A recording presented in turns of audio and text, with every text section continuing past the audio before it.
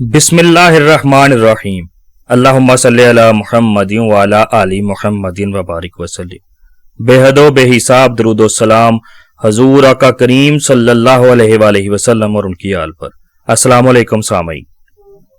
हजरत ईसा अलैहिस्सलाम के बाद ईसाइयों का हाल बहुत अबतर हो गया।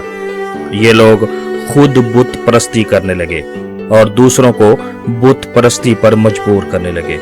खुसूसन उनका बादशाह दकियानूस इस कदर जालिम था कि जो शख्स बुत परस्ती से इनकार करता ये उसे कत्ल करा देता था।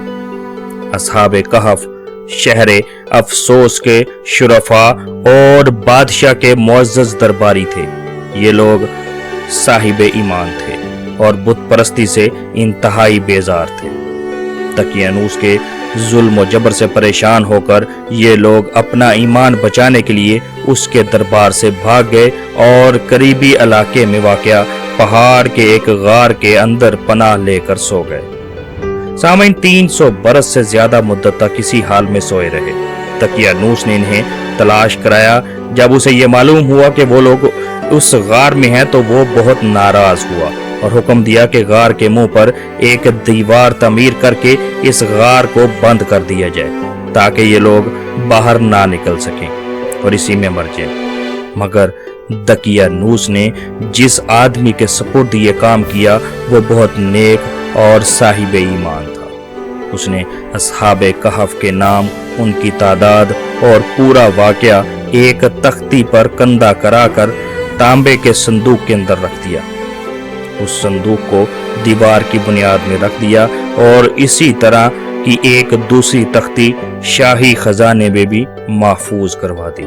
कुछ दिनों बाद दकियानूस मर गया और सल्तनतें बदलती रहीं, यहाँ तक कि एक नेक दिल इंसाफ पसंद बादशाह जिसका नाम बैदरोस था तख्त नशीन हुआ।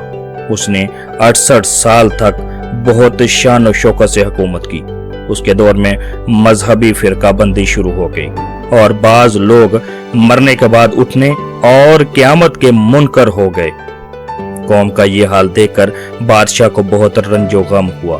वो एक घर में तन्हाई में बैठ गया और अल्लाह के हुजूर निहायत बेकरारी के साथ इज्जो इनकसारी से दुआएं मांगने लगा।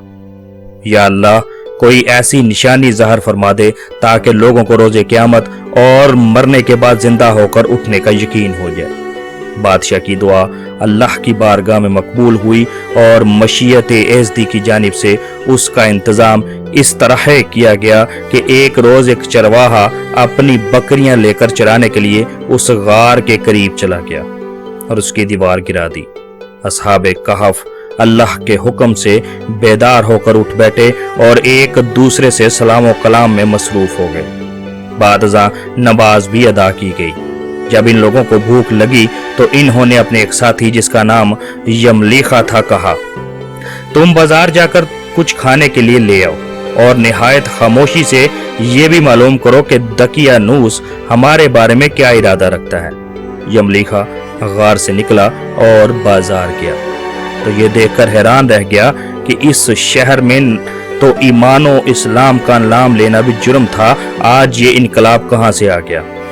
वो एक होटल पर गया और दुकानदार को दकियानूस के जमाने का रुपया दिया तो दुकानदार को शुबा हुआ कि 300 साल पुराना सिक्का इसके पास कहाँ से आ गया। दुकानदार ने सोचा कि शायद उसके हाथ कोई खजाना लगा है, इसलिए दुकानदार ने उसे हुकूमत के सुपुर्द कर दिया। हुकूमती अहलकारों ने खजाने के बारे में उससे पूछगिछ की। उसने कहा, मेरे पास कोई खजाना नहीं है। अहलकारों ने पूछा, हम कैसे माने कि तुम्हारे पास खजाना नहीं है?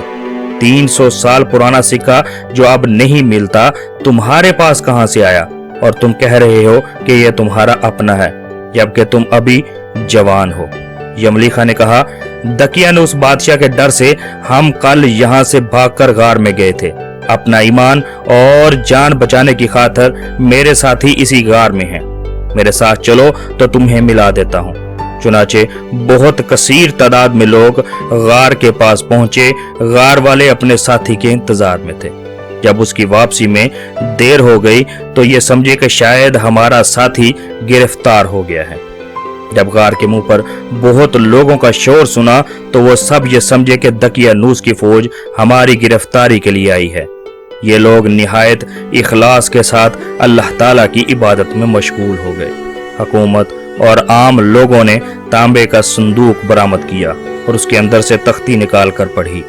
اس پر اصحاب کہف کے نام، حالات اور ان کا مومن ہونا سمیت دین کی حفاظت کے لیے دقیانوس کے ظلم سے خوف زدہ ہو کر اس غار میں پناہ لینے کا واقعہ درج تھا۔